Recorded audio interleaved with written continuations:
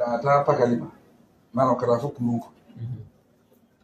Police station Manneh kasate o sate ndem boyta abere. Hani station kay mawi. That is deliberate. Abele no moy.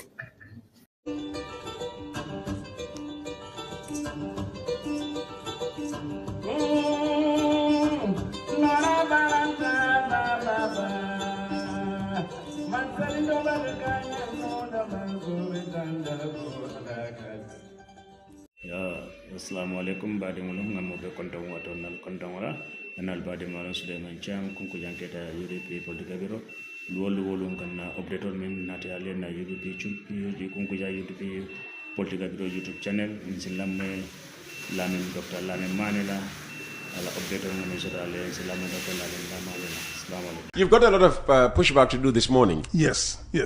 We mentioned Sillah. The other one we haven't mentioned yet is Yahya Jammeh. Yeah.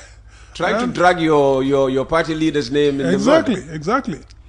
You know, I think both of them are people who really need to sit back and think again, because they are talking to Gambians, and we are not going to fall for this kind of thing.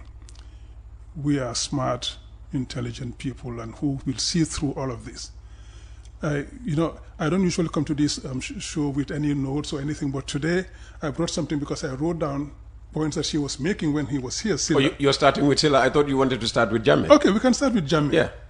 You know, Jammeh, when he said Dabo and co were involved in selling of our oil to Senegal, I said, when will these guys stop? For the 22 years he was at the head of this country, he didn't stop besmirking Ousseynou and casting as much mud as they could on him, hoping that sling enough mud, some will stick.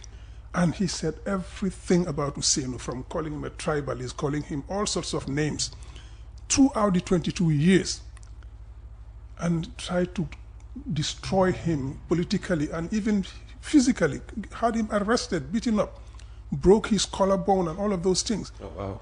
And he suffered terribly. I wouldn't want to be an Ousseynou Dabo. Yes, you know, and that's the thing, because being a leader often is very lonely. You stand alone because you believe in principles. It can also be painful. Painful. Having your collarbone broken. Yeah, exactly. And bundled like that to mile 2 with a broken collarbone, you know, he went through hell with Jammeh. And he suffered all of that. He stood firm. He stood by his principles. He didn't waver. You did that for 22 years. And eventually fell. And so now he's blaming Ousseynou for his fall from grace. So that cannot stop. But when I heard this, I said, when will these people learn? Well, he's actually blaming Ousseynou for helping Senegal gift our, oil reserves. Well, maybe not reserves, oil reserves to Senegal. Yeah. Because these are potential resources that we should ask Barrow what happened to them, and him, Yahya Jammeh, what happened while he was there. But we remember the popular waving of a CD on which was supposed to be all the data about Gambia's, oil deposits and what have you. And the sad thing is that these people forget that they are not alone in this country. Other people are here who have seen things. When I was at the African Development Bank, we saw some of the things that were happening in the oil industry here with Jammeh, all the contracts he was giving, the poorly designed, and which were giving us peanuts for our oil reserves. We tried to make that change, and we did what we could. We sent the people from the African Legal Support Facility, which was hosted at the ADB, to come here to negotiate, to change those contracts and redo them. He refused to talk to them in the end, and they stopped coming. Once I called, the head director of the department, Steve Karangizi, a friend of mine, and I told him, Steve, you really need to help. He said, Lamin, we are not going back. He said, Jammeh doesn't want to talk. This guy is just not listening. He said, there's nothing we can do about it. He's going to do what he wants, and we can't do much about it. And we were all upset because he was giving away what we had. When he when he was removed from power and he went on in exile, we talked to Steve Karangizi again. Steve said, okay, reluctantly, I will send a team. He sent a team out here to come and renegotiate those contracts, free of charge for the Gambia, to redo those contracts so that we can get a lot more out of our oil reserves. Was it with FAR, this Australian FAR was part of it, yes. but also Frank Timis and a few other people. Okay. So Steve Karangizi fielded a team here to come and work on this. This was 2017. And all of those things happened. And today he sits there and tells us that he refused to sign contracts, he did this, he did that, and he paid for the exploration. I say, look, wait a minute, you've got to have some dignity in you. After all that he's been through and after all that he's put the Gambia through, sitting there, he should at least start to repent a bit and be a bit more modest and a bit more truthful. Well, listen, Ousseynou Dabo should also... Ousseynou Dabo... He should come out. No, I don't think so. I don't think so. You don't think he should come out? People have asked me, did you talk to Ousseynou? I say, that would be the biggest insult I could level at Ousseynou, to ask him if he has sold our oil reserves. Say, I know this man. Yeah, but he has to correct a wrong, if that's what... No, I think we will do that for him. I don't think Ousseynou should even dignify this with an answer. Ousseynou Dabo, of all people, when he was there as the dictator in this country, he wanted Ousseynou on his side. Ousseynou refused. If Ousseynou wanted to do these things, he would have done it. When Barrow came, he started working with Barrow. If he wanted to be corrupt and to sell those things and the like, he would have stayed with Barrow. But it's because he doesn't want to get into anything that is demeaning, that is going to be unfortunate for this country and wrong for this country and its people. That's why he eventually fell out with Barrow. Well, Barrow said he was undermining his authority. That's what Barrow would say, because Barrow was the one who stood and told us that from 2017, Fabakary Tombonjata and Sidin Jai came and told him, we can help you stay and make money, but you have to get rid of UDP. He said initially he was shocked, but then he listened to them and they thought they were right. So he got rid of UDP. It's not because UDP was undermining him, but because Sidin Jai and Fabakary Tombonjata made him understand that they can make him rich and stay in power for as long as he wanted if he worked with them. That's how he threw out UDP. So he said that himself. Nobody forced him to say it. He said it on TV. So he cannot turn around and tell us another story. So we know what happened. Ousseynou Dabo was foreign minister and then vice president. He was not even in charge of petroleum. And if he were in charge of petroleum... Well, Jammeh's argument is Ousseynou Dabo was de facto, ruler at the time. He ran the coalition that was running the country. Yeah, that's what he would say. And all those people who talk about this, they say, oh, UDP owned the country, owned the government, etc. When they say this, link like UDP owned 75% of the ministries. We had only 3 ministers in that government, people forget. Ousseynou Dabo, Amadou Sane, and Lamin Dambundiba. Those were the only 3 ministers we had in the government. So we are a minority in that government. And what's more, Barrow was the person taking all the decisions. And we know a lot about that. From the very first time the things were happening, and when, for example, he wanted to give these contracts to Car Power and a few other things in energy sector, our colleagues in the World Bank, I was at the ADB at the time, alerted us, say, don't do this. The Gambia is shooting itself in the foot. We have just finished negotiating a $1.7 billion dollar, not dollars. Dollars. Oh. 1.45 billion euros. This is the Brussels round table. Round table, okay. 1.45 billion euros, which was $1.7 billion for the Gambia. Mm-hmm. But these were commitments. They were beginning to come in. Mm. And you go and do something so unethical. World Bank called us and said, look. Why was signing a, independent power production deal with Car Power ship unethical? It's the way it's done. When you do these things, you do it through open bidding. Oh, okay. You bring in odd people openly and do it, and people will see the transparency and integrity in what you're doing. When you go behind, and do these things, people start looking, wait a minute, what's happening here? We're getting back to the same ways of Jammeh and the rest, the opaque deals, the breaking of the rules, etc. So people start asking questions. They say, don't do this. I call here at the time. We don't like to talk about these things because there's supposed to be some level of confidentiality in these things. But when they go out to make these kind of things, you don't have a choice but to call them out. I call here at the time. I call Amadou Sane. I said, Amadou, what are you guys doing? This can't happen. But Amadou had just been moved to trade. Mm. He said, well, I told the president we shouldn't do this, and he overruled me. So it's going to be signed. I said, you're going to hurt the country. He said, I don't have any choice. In fact, he was coming, actually, when I told him, he said, I'm coming to Abidjan for another negotiation. So we went in Abidjan. That's when he told me this. I said, it's unfortunate. Mm. So these things were happening. So Ousseynou, on quite the opposite, and Amadou were trying to do everything to protect this country, to protect the resources of this country, and to put it back on track. after 22 years of an autocracy. But no, they couldn't take that because they had sold to him, to Barrow, the idea that he can become wealthy. So he co-opted, of course, all the people who were around Jammeh, who he brought in to recycle them, to do for him exactly what they were doing for Jammeh. That's why we had the chief of protocol, Cisse. That's why we had Mamburenjai come in to petroleum and then to finance to replace Amadou Sani, because Amadou wouldn't do certain things. This was the guy, Barrow, who said Amadou's arm is cut just above the shoulder, so he can't reach his pocket. Amadou wasn't giving him money. This was what was happening. And there were so many other things we knew about this here, including our guys who were at the Financial Intelligence Unit here. We had to take one of them to the ADB because he refused to do certain things. So let them not push us. We know too much. So there is so much we can say, we should refrain from saying because of state confidentiality. They accuse you of misinformation. You had Suleiman Kamara. That is projection. So I don't even talk to those people. We're talking to their boss who put them there. Their boss is the corrupt one who's encouraging corruption. So we don't talk to those ones. Those are... that's projection. Well, we also spoke about the lack of unity in the UDP. Well, and this morning the standard is saying Dabo asks UDPians to unite. So what's dividing you UDPians? Look, UDP is a team and a party full of talent and people who naturally have ambitions.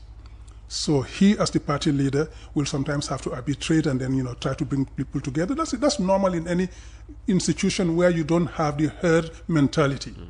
People will disagree on things. People come up with ambitions, etc. That's normal, okay. But most of the time, that is contained within the UDP. We do have our fights. We do have our discussions, our harsh discussions sometimes. We do. But as a family, and it stays inside, you hardly ever hear go out, or you just hear briefs here and there. But that's normal in any institution. But what we heard today, what Alkali Conte just wrote to his minister, I was like, whoa, dissension within the ranks. And I love it. This would not happen with a UDP government? Certainly not. Certainly not. No ambassador would dare say that to a minister. You have something like that you want to say? If you really want to say it, you'll call the president and the ambassadors and the minister and you talk about it in private. Not a scathing condemnation like that. But if, as he alleges, the minister has never even had a meeting with his ambassadors and other diplomats, how would you address that with him? Yeah. It's only to come out in the open. Now, the minister... Now they will be scampering, to contain, this crisis. Yeah. The minister, what he said was unbecoming. He should have said that in another closed-door meeting somewhere, not in public as he did, But he did say it. But what he said was nowhere near the scathing remarks we had this morning from Alkali Conte. Any ambassador who puts out something like that, you should be recalled immediately. Immediately. Because this is so unbecoming of a diplomat. You cannot just condone that. But that is what we're seeing every day in NPP and the government. Because you have too many chiefs and thieves. It's just so unbecoming of any government. We may agree or disagree, sometimes just agree to disagree, but you don't come out and see these sort of things in public against each other. I mean, I couldn't have any other word for it other than extraordinary, unprecedented. I'm not a child. Yeah. I am 60 plus. Exactly. Yeah. Same here. I've been there since the Gambia gained independence. I've been there when Jawara had, diplomats. Exactly. I've been there when Jammeh had diplomats, including Tangara himself. Yes. And I'm still here when Barrow has diplomats all over the place. You never heard such. Never. I'm not saying such differences never existed between ambassadors and their ministers. Right. But as you said, they may have been taken care of behind the scenes. Exactly. That's how it's supposed to be done. Yeah. You see, when I heard Fatmata Jahumpa Cisse say on several remarks that she said about UDP. Yeah, but you would expect decency prevents me from between an here. APRC, subscriber and UDP. The rivalry has been there from 1996. When that happened, I wrote to the foreign ministry. You should have copied it to me. Why didn't you? Because I wouldn't have said these things because we do so much behind closed doors. I wrote to the foreign ministry, said this person must be recalled. Should be recalled or should be subjected to disciplinary action. You cannot accept an ambassador sitting there and calling hundreds of thousands of Gambians the name she called us. That is unacceptable. Did you deliver the letter? Directly to the minister's office and the permanent secretary. Okay. To date, we haven't had a response. Well, I was going to ask whether you got any response, but do you expect any action on your letter? I hope they will take action, because this is unacceptable. But she has apologized, hasn't she? That doesn't count. I don't accept that apology, because this is not the first, second, or third time. Even the first time is not acceptable, let alone more than 3 times. You sit there and you insult a whole community. Peter, you don't even insult a whole family, let alone a neighborhood or village or a country. This is the Gambia you're insulting.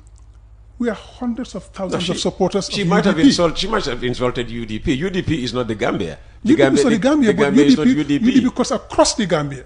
UDP cuts across every segment of the Gambian population. We have the last election, even though they stole it, they themselves gave us 230-something thousand people. They are saying, prove the theft. Come out with documents. Well, the Supreme Court prevented us from doing that. We went there with our evidence. The Supreme Court killed the case. But even that, they gave us 230-something thousand people voting for us. And you call all of those people by that unsavory name? She should have been recalled forthwith. Jammeh, in spite of all his flaws, when she went with him on a tour, and she went on the podium and insulted Hussein Dabo, Jammeh got her off the podium and sent her back to Banjul, in spite of all his flaws. And now she stands there on foreign land and insults Gambians in such a way. And she is still there? She says she was betrayed because she had made these remarks in confidence with somebody she trusted. Yeah, and it was supposed to be between just 2 pairs of ears. And that is from her to him, and he went on allegedly to leak the audio. That is what is so unbelievable, that she could even dare say that. I insulted them, and the insult shouldn't have come out. So the insult came out. Now she is apologizing. Look, this lady should be quiet. This was a lady she was fired by Jammeh, went on air and said, I would even be a house girl for Jammeh at his place. Let him take me back. That's belief. Everybody wants somebody that loyal, not so? Well, that's the thing, because these are the people who would put away their dignity and everything just to belong, just to be able to reap some of the benefits of power. And these are the people who will not speak truth to power. Those are people who will tell you exactly what you want to hear because they feel that they belong. And their supposed leader just points to them, these are our enemies, so let's just fight against them. So that's enough for them. They wouldn't think anymore. I don't like to go into some of these discussions because they become so pedantic in the end, but this is what Nietzsche called the Übermensch, So these people like Übermensch. Yeah. The leader who will be there, who will tell them exactly what to do. Don't think. Superhumans. Yeah, don't think. Let me think for you. Just watch me, follow me, do what I do and say what I want to say. And then these are the enemies, fight against those people. So they fall into that category of people who have that herd mentality, who will do anything. We do not need that. We need people who can be independent and think very well. That's why I recommend to every Gambian I talk to, say, read Alhaji Barrow's book, We Are the Dictator. Yeah, the dictator is us. Yeah. That's exactly the same thing. Very much in line with what Nietzsche was saying with his Übermensch. Read it. And maybe we should start thinking and changing from that point, stop being so subservient and start thinking for ourselves and working for ourselves and for the country. But no, with people like that, you don't get anything. That's why when somebody on one of these programs here said, I should debate with certain people, I said, no. I debate with only people who can bring something to the table and we discuss ideas. Who would you like to debate in the Barrow government? Well, I said it that day at the time, if bring me the finance minister, I would debate him. Bring me the chief justice, I would debate him. Okay. At the time we were dealing with this offshore mining, I said, bring me Minister of Environment. Sillah, we came here, he chickened out and now he says, I don't want to debate him. If he wants to debate ideas. Because he said he beat you hands down. Yeah, that's what he wants to believe. So I can't help that. But I'd like to debate, but debate ideas, debate facts. To come with facts and figures. Let's debate. Stop trying to spin falsehoods. And that's, for example, that's what he did here all day that day when he sat here. And I was like, can these guys please stop? Do they think we are so dumb that we'll buy those sort of things? I mean, come on. He's supposed to be a cabinet minister. Don't devalue the position so much.